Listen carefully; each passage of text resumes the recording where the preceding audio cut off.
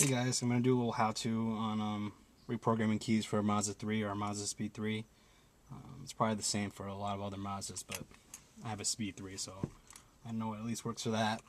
So you normally have two sets of keys and key fobs as well when you buy a car, and you think that this normally would be enough, and normally it is enough, but these newer cars with these keys have a computer chip in them, so you can't just copy a key and drive off with it.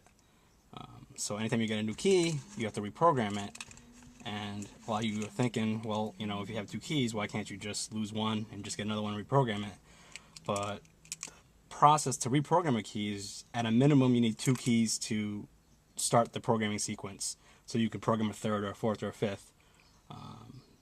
So with that said, it's, you know, in my eyes, I think it's important to get a spare key. It's like $30-40 depending on where you go, and just reprogram it yourself, because if you lose one, you basically have to go to the dealer, have them cut you a key for $40 or whatever, but then they charge you like $100 or something asinine to reprogram the car, because they have to hook it up to a computer. But if you have two keys intact, you don't need to hook it up to a computer, and they still charge you some ridiculous amount if you have them do it. So what I did is I went there, asked them to cut me a key, and they did that within a couple minutes, and I said I'll take care of the programming myself, and went on my merry way.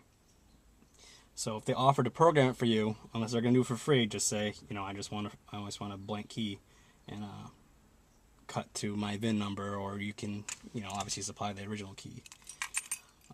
Anyways, so the sequence is pretty simple. It's just a matter of timing. What you want to do is put your key in, one that's already been working, move it to the on position, not accessory. You want it actually to the on, like the ignition portion, but you don't need to try to start the car. And you leave it in there for 1 to 5 seconds or so. Take it out, and then you have another small window of time where you got to put in the second key, and then do it with your other one that's already been working, your spare set, and do the same thing. Turn it to the on position, wait a few seconds, and take it out. And I believe any new keys you have like a little larger of a window of time. I think it's like 10 seconds, but I try to keep the same amount of time in between each key. And basically after you do that, then this new key should work. So I'm going to give it a shot right now.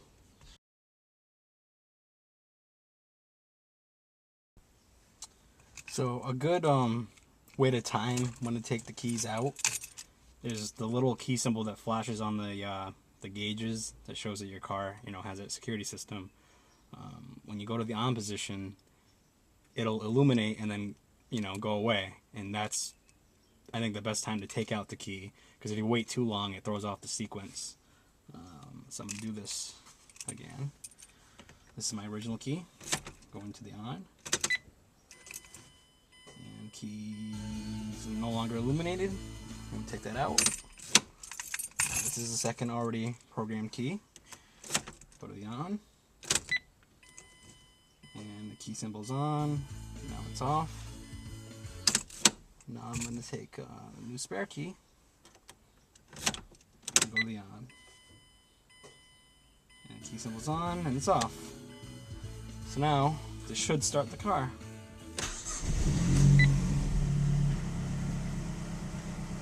There you go. I have 3 spare keys. If I ever lose one, I don't gotta pay $100 to have the dealer reprogram it.